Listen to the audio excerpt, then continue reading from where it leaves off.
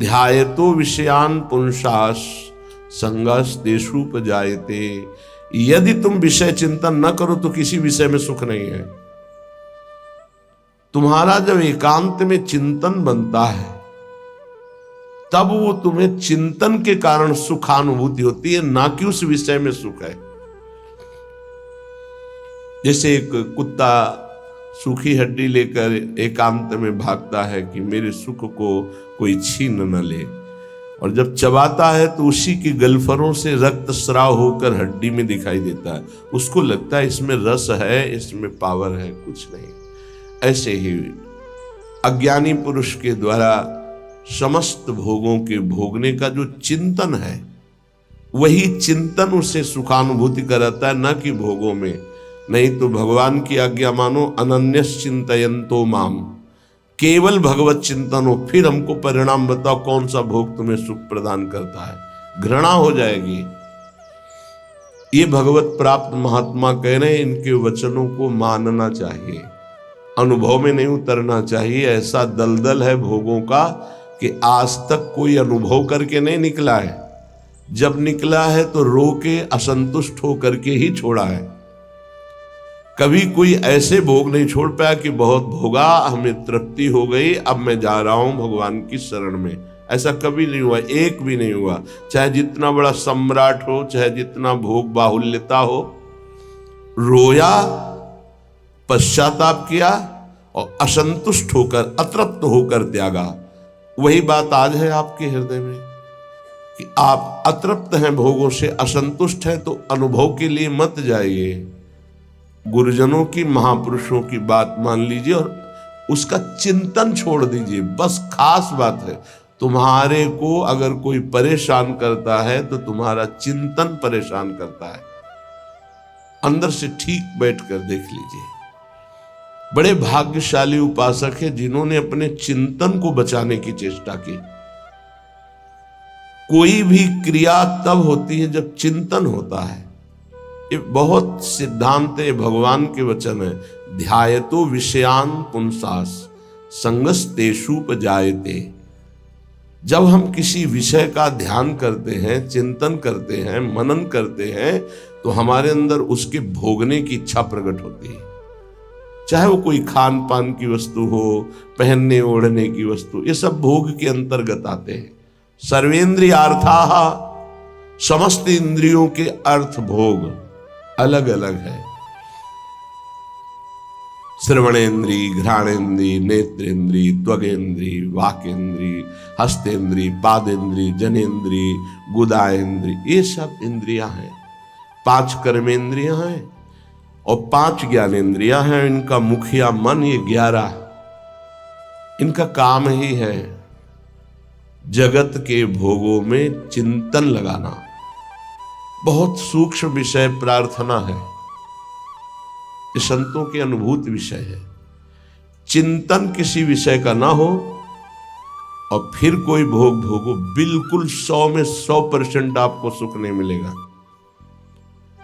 और ऐसे महापुरुषों का जो चिंतन भगवान में स्थित है, प्रियालाल में स्थित है, उनके लिए कहा गया वो विषयान ग्रहणंत मुंचंत, वह कोई फर्क नहीं पड़ता।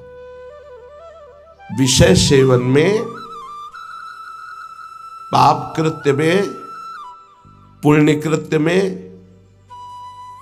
अंतर से देखा जाता है कि उसको बराबर 5 व्यक्ति बराबर वही क्रिया कर रहे हैं, चाहे वो पाप की हो या पुण्य की हो, लेकिन पांचों का फल अलग अलग हो सकता है। एक का राग नहीं है, बिल्कुल केवल क्रिया है, बिल्कुल राग नहीं है, बिल्कुल नहीं बंधेगा, उसका हर कर्म अकर्म हो जाएगा। एक है बहुत कम राग है, उसको बहुत कम फंसा उसको होगा। एक है संपूर्ण राग चित्त में है, उसको पूरी आसक्ति उसकी दुर्गति करा देगी। अंतर से तुम कितना चिंतन करके उस भोग को स्वीकार किए हो, बस खास बात है।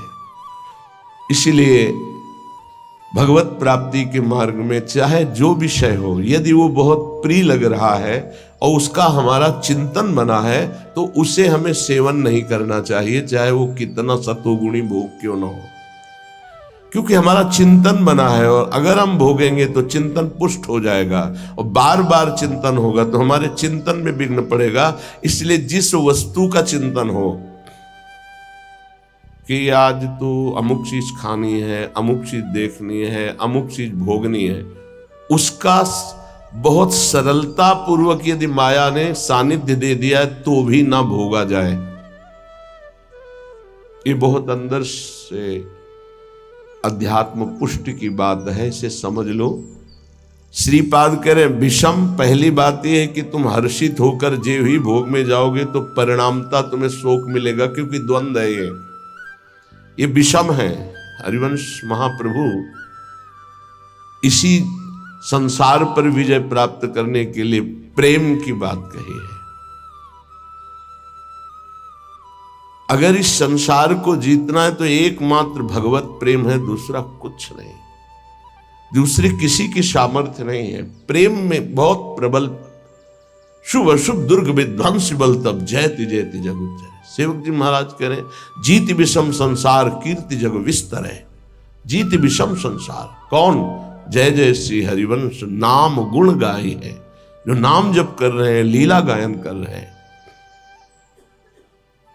विषम निरय वदभात सर्वेंद्रियार्थाः, इंद्रियों के जितने भी भोग हैं ये सब नरक प्रदान करने वाले हैं, इनमें किंचन मात्र सुख नहीं है।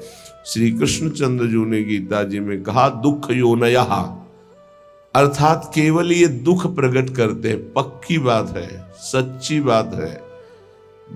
अज्ञान के कारण आपको ऐसा लगता है कि इंद्रियों के भोग भोग कर मैं सुखी हो रहा हूं, लेकिन सत्य विषय यह है कि जब उनको भोगो तो अंदर से आता है कि जो मैं चिंतन में सुख प्राप्त कर रहा था वो तो है ही नहीं।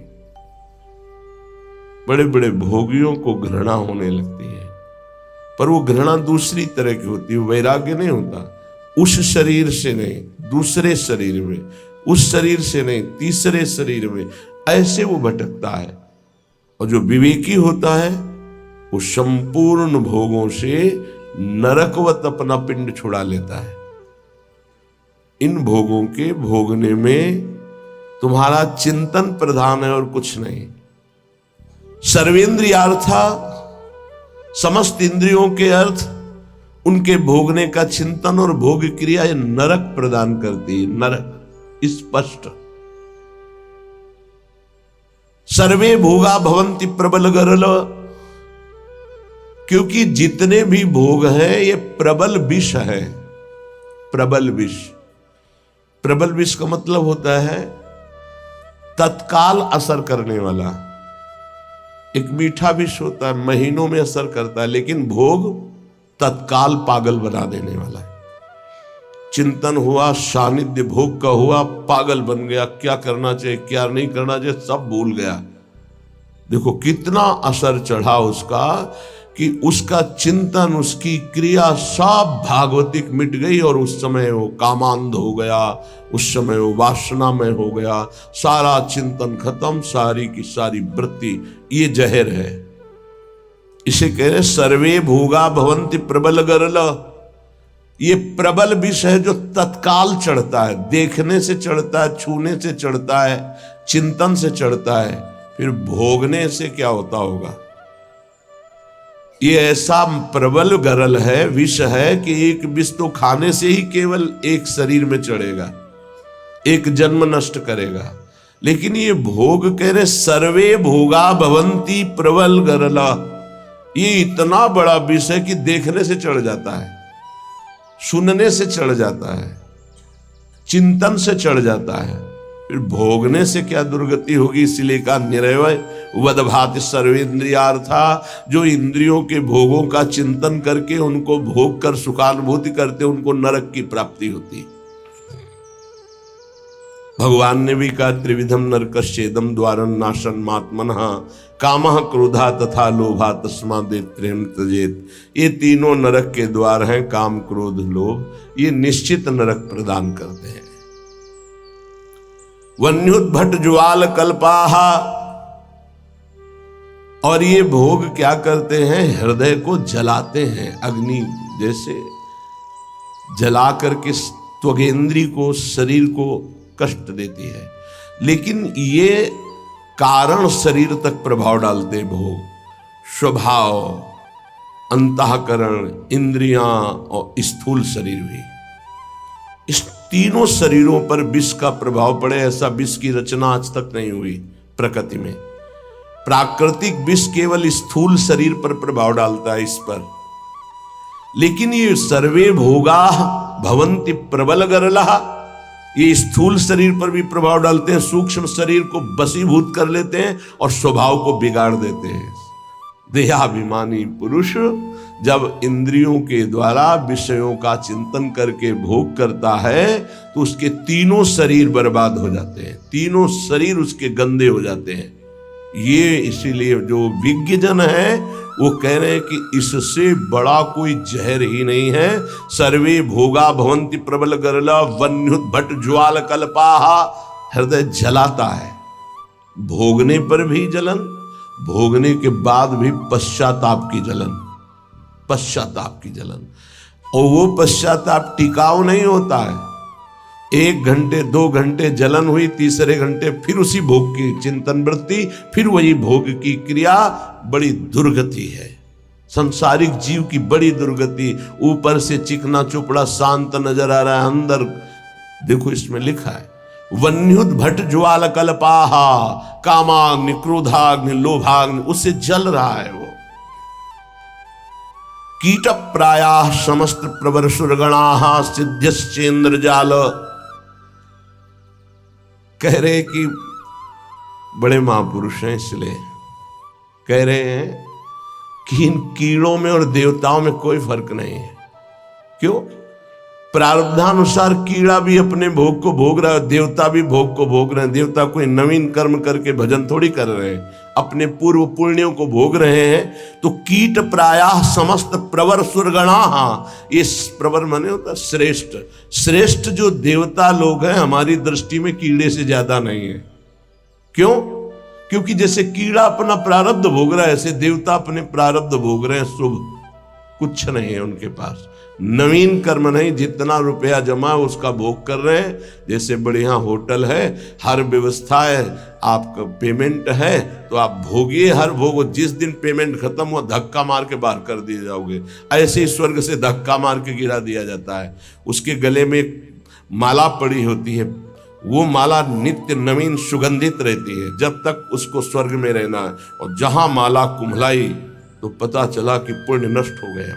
अब उसको भारी वियोग, उसका विमान छिन जाएगा, उसका महल छिन जाएगा, उसको अप्सरा जो मिली थी वो सब भोग सामग्री एक क्षण में हटा के, देव शरीर से हटा के भ्रष्ट कर दिया गया। फिर मृत्यु लोक में क्या बनेगा, कि कीड़ा पतंगा क्या बनेगा वो भगवान जाने। इसीलिए कह रहे मेरी दृष्टि में कीड़े से और देवता से समानता जब करते हैं तो बराबर नजर आता है। वो अपने प्रारब्ध का भोग भोग रहा है, वो अपने प्रारब्ध का। तो बोले मनुष्य का उदाहरण क्यों? मनुष्य श्रेष्ठ है देवताओं से। क्यों? क्योंकि वो राधा राधा कृष्ण कृष्ण जप करके वो भगवत प्राप्ति कर सकता है, देवता नहीं कर सकते। कीट प्रायाः समस्त प्रवर सुरगणाः सिद्ध्यश्चेन्द्र जाल। अब कह रहे ये जो अष्ट सिद्धियां और भी 28 सिद्धियां और भी अन्य छोटी सिद्धियां, बोले ये इंद्रजाल है, कोई भगवदानंद नहीं है। इंद्रजाल माने होता है जो है नहीं पर दिखाया जा रहा है, माया का, जादू का एक नया तमाशा। सिद्धियां क्या है? माया का एक नया तमाशा। अगर उनको और क्या तमाशा, यही है अभी यहां है और इसी समय कहीं और है। जब दोनों अरे बड़े तो सिद्ध पुरुष है, अभी तो यहां हमारे सामने, तो बोले ठीक इसी समय हमारे पास भी थे, बोले बड़े सिद्ध पुरुष हैं। ये क्या है? कोई खास बात थोड़ी है। अष्ट सिद्धियां, सिद्ध्यश्चेन्द्र जाल, ये इंद्रजाल माया जादू का तमाशा है। यह है प्रेम की प्राप्ति के लिए जो हमें विकलता चाहिए, वो यहां कहीं नहीं टिकना। प्रायः संस्वाद्य वृंदावन रसिक रसम माद्यते मेद्य हृदयम। जिनको वृंदावन प्रेम रस की प्राप्ति की चाह है, वो इतने में किसी में भी न टिके, किसी को भी स्वीकार न करे, नहीं प्रेम रस नहीं मिलेगा। इसीलिए आप देखें हमारे वृंदावन ब्रज धाम या कहीं भी जो भगवत प्रेमी सिद्ध महापुरुष है, आपको कोई जादू तमाशा कोई ऐसी बात नहीं मिलेगी।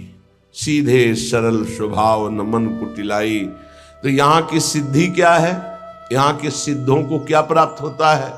रुदु सुस्वरम राजन कृष्ण दर्शन लाल सा।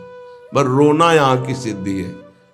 जिस पर तुम हो रीझते क्या देते यदुवीर, रोना सिसकना तड़पना आहों की जागीर। ये यहाँ के सिद्धों की परिपाटी है। एकांत में बैठे हुए चिल्ला चिल्ला के रो रहे प्रभु से, हा कृष्ण, हा कमल लोचन, हा प्रियाजू, हा स्वामिनी। ये यहाँ की सिद्धि है। तो ये किसको मिलती है? बोले जो मोक्ष को कड़ुआ मान करके, जो समस्त इंद्रियों के भोगों को नरक मान करके, जो समस्त भोगों को महाविष जान करके, क्योंकि ये जलाने वाले हैं, और समस्त देवताओं को भी कीड़े से भी ज्यादा भाव न रखना। कीड़ा अपना प्रारब्ध भोग रहा है, वो अपना प्रारब्ध भोग रहा है। और इंद्रियां हैं तो जादू का तमाशा है। गोस्वामी तुलसीदास जी ने भी लिखा है, रिद्धि सिद्धि पेरे बहु भाई, बुद्धि लोभ दिखावे आई, होए बुद्धि जो परम सयानी, तिन तन चितैना नहित जानी। ये हमारा अमंगल कर देंगी, भगवत प्राप्ति नहीं होने देगी। इसलिए भगवत प्रेमी महात्मा कभी किसी सिद्धि को स्वीकार नहीं करता। इसीलिए बहुत सरल होते। अब फिर उनमें कोई चमत्कार नहीं दिखाई देता। क्या चमत्कार? बाहरी, क्योंकि वो इंद्रजाल स्वीकार नहीं किए।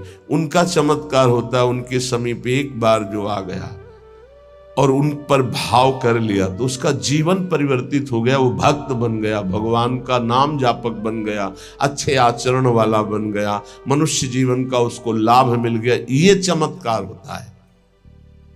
तो श्रीपाद कह रहे हैं, श्री वृंदावन का जो महारसास्वादन मतवाला कर देने वाला, मोक्ष सुख को भी थुत्कीकृत करने वाला प्रेम है, उसकी प्राप्ति के लिए यदि आप चल रहे हो तो स्त्री मात्रे मात्र बुद्धि। बहुत ध्यान से सुनिए। गृहस्थ हैं तो जिनके साथ पाणी ग्रहण संस्कार किया है, उनके अलावा आपका किसी के प्रति भी काम भाव वाली वृत्ति का संबंध नहीं होना चाहिए। नहीं, बड़ी दुर्गति होती है। चाहे वो स्त्री शरीर हो चाहे पुरुष शरीर हो, यदि अपनी मर्यादा से अलग, ये देखो धर्म शास्त्र हैं, इनका एक कानून है।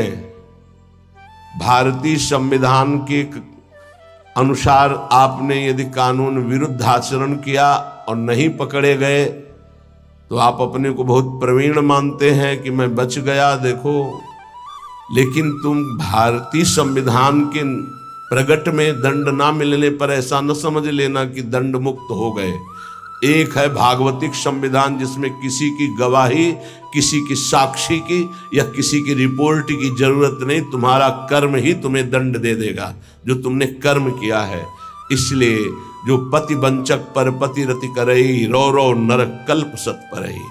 जो स्त्री अपने पति की वंचना करके दूसरे पुरुषों के साथ सहवास करती है, बहुत समय तक वो रो रो नरक को प्राप्त होती। ऐसे जो पुरुष पाणी ग्रहण करके अपनी पत्नी को धोखा देकर दूसरी स्त्री के साथ सहवास करता है, ऐसी उसकी दुर्गति होती है। और जो भगवत मार्ग में चलने वाले उपासक हैं, चाहे गृहस्थ हो चाहे विरक्त, समस्त संसार की जितनी भी स्त्री शरीरधारी हैं, उन सब के प्रति पूज्य बुद्धि, भगवत बुद्धि, दैवी बुद्धि, मातृ बुद्धि ऐसा कहा गया है। जिनसे पाणी ग्रहण किया है उनकी बात अलग, गृहस्थी में बका सबके प्रति भगवत बुद्धि, सबके प्रति। ऐसे विरक्त भाव में गोस्वामी जी इसी की टीका करते हैं। स्त्री मात्रे मात्र बुद्धि के लिए जननी सम जानहि पर नारी, धन पराये विष ते विष भारी, जिन्हीं राम तुम प्राण प्यारे, तिनके मन शुभ सदन तुम्हारे। जो आपको प्राणों से भी अधिक प्यार करते हैं, उनका मन आपका निरंतर निवास स्थान है। हे रघुनाथ जी, वाल्मीकि जी के, जो सदैव माताओं बहनों की तरफ दृष्टि केवल पूज्य बुद्धि से जाती है। ये जननी है, हम इन्हीं से पैदा हुए हैं। इन्हीं माताओं के गर्भ में बड़े बड़े महात्मा, बड़े बड़े राष्ट्र भक्त प्रकट हुए। ये दैवी शक्ति है। इनका जो अपमान करता है, निरादर करता है, नष्ट हो जाता है। बड़े बड़े अपराध रावण ने किए लेकिन नष्ट नहीं हुआ। लेकिन जब दैवी शक्ति का अपमान किया तो भस्म हो गई सोने की लंका, और रहा न को कुल रोवनिहारा।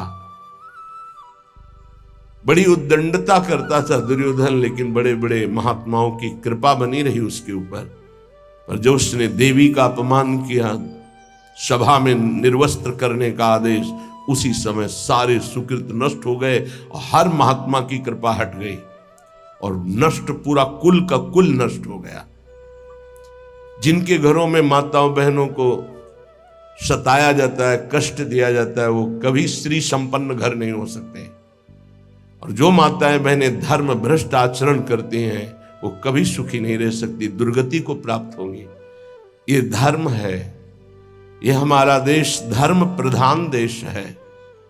बहुत महिमा इस भारत देश की गाई गई है, क्योंकि इसमें धर्म प्रधान क्षेत्र, अलग अलग भगवान ने क्षेत्र, जैसे स्वर्ग है वो भोग भूमि है, नरक है वो पाप भोग भूमि है, मृत्युलोक है, मृत्युलोक में भारत भूमि भगवत प्राप्ति का परम धर्म स्थल है। जैसे गंगा यमुना सरस्वती का समागम तीर्थराज प्रयाग एक स्थान है अपना, उसका महत्व है। ऐसे पूरे विश्व में भारत का महत्व है। यहां भगवत प्राप्ति रूपी महान धर्म की स्थापना भगवान ने की है। ये वो भूमि है। इस भूमि में वास करने वाले के ऊपर भागवतिक शासन है, धर्म शास्त्र का। आप यहां परस्पर व्यभिचार नहीं कर सकते। जो हमारे शास्त्र मर्यादा है उसके विरुद्ध आचरण नहीं। स्त्री मात्रे मात्र बुद्धि आदेश कर रहे हैं, संपूर्ण स्त्रियों में मात्र बुद्धि। देखो गांव में हमने देखा है,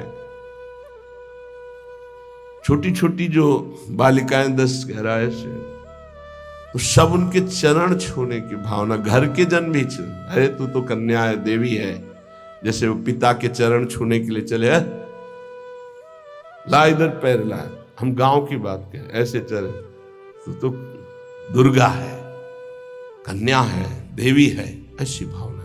नवरात्रि में पवाया जाता है ना आराधना करके, तो उनके प्रति वही बुद्धि रखो जो नवरात्रि में बुद्धि रखते हो कि ये तो सब नवीन अवस्था की बच्चियां दुर्गा स्वरूप है, देवी स्वरूप है। तो वैसे ही स्त्री मात्रे मात्र बुद्धि, ये सब जगदम्बा है, हमारी श्री जी की निज सखियां हैं।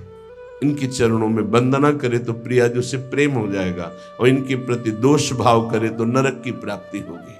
ऐसे ही स्त्री शरीर को चाहे पुरुष शरीर के प्रति भगवत भाव रखना। गोस्वामी तुलसीदास जी ने लिखा है, मध्यम परपति देखई कैसे, भ्राता पिता पुत्र निज जैसे।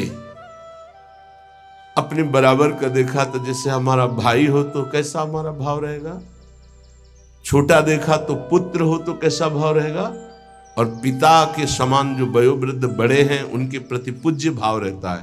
तो माता बहनें कैसे पुरुष को देखती हैं, भ्राता पिता पुत्र निज जैसे। और पुरुष कैसे देखते हैं, बोले जननी समझाने पर नारी। जो बड़ी माता है बहनें वो साक्षात माँ है, जो छोटी हो साक्षात दुर्गा है, नवीन कन्या रूप। उनके चरण स्पर्श करे, जहां पाणी ग्रहण है वहां अर्धांगिनी भाव। स्त्री मात्रे मात्र बुद्धि, समस्त चराचर जगत की ये प्रेम प्राप्ति के लिए आदेश दे रहे श्रीपाद। स्थिर चर निखिल प्राणी प्राणीश उपास्य बुद्धि, चाहे जड़ हो चाहे चैतन्य हो, उसमें गौर से देखो राधा वल्लभ लाल जी की भावना करते हुए। तो राधा वल्लभ लाल जी दिखा देंगे, कह रहे स्थिर चर निखिल प्राण उपास्य बुद्धि, ये क्रूरापि पापिनो न च सताम संभाष्य दृश्याश्च ये सर्वान वस्तुतया निरीक्ष परम स्वाराध्य बुद्धिर्मम, मेरे आराध्य देव चर चर में विराजमान है। बाह्या से सार्थ लाभेश्वपि, कह रहे कि सांसारिक जितने भी लाभ हैं ये सब धोखे के हैं। समझना है, केवल समझना है, कर्तव्य पालन करना है, पर यह समझना है कि ये कोई लाभ नहीं है, धोखे का लाभ है। 1 अरब रुपया बैंक में जमा है आपके पास, बढ़िया मकान बना है, पूरे जीवन भर मेहनत की, खूब छल कपट जैसे भी बना, सब व्यवस्था कर ली, अब मरने का समय आ रहा है। अब वो कब आएगा ये तो पता नहीं, किसी का कभी भी आ सकता है, जवानी में आ सकता है, बुढ़ापे में आ सकता है, बाल्यावस्था में। यहां जो कह रहे हैं कि बाह्या से सार्थ लाभेश्वपि, जितने भी सांसारिक लाभ है वो सब बेकार हैं, बाह्य हैं। कैसे बेकार हैं? हमारे तो इतने बैंक में जमा है, इतने मित्र हैं, इतनी फैक्ट्री, ये ठीक है। फाइनल में आओ, अब आपका शरीर छूटने वाला है, अब आपके पास क्या जाएगा? हुआ ना सब बेकार। तो क्या करें? ना कुछ करें? नहीं, अपने कर्तव्य का पालन करो धर्म पूर्वक। धर्म पूर्वक किया हुआ कर्तव्य तुम्हारी रक्षा करेगा, तुमसे पापाचरण नहीं होने पाएंगे, तुम्हें बचा लेगा। और नाम जप करोगे ये धन तुम्हारे साथ जाएगा। हृदय मुखम लानि क्रुद्धानि बुद्धि, कभी भी इन भोगों की हानि हो जाने पर मुख म्लान करके उदास निराश मत हो, क्योंकि ये कोई लाभ नहीं था जिसे तुम हानि मान रहे हो कि वो वस्तु नष्ट हो गई, धन नष्ट हो गया, हमें तो सबने छोड़ दिया, हमारा तो उपहास करते। कुछ नहीं, ये लाभ ही नहीं था। यदि नाम जप कर रहे हो तो भगवान तुम्हारे हैं, तो तुम्हें शोक कैसे आ सकता?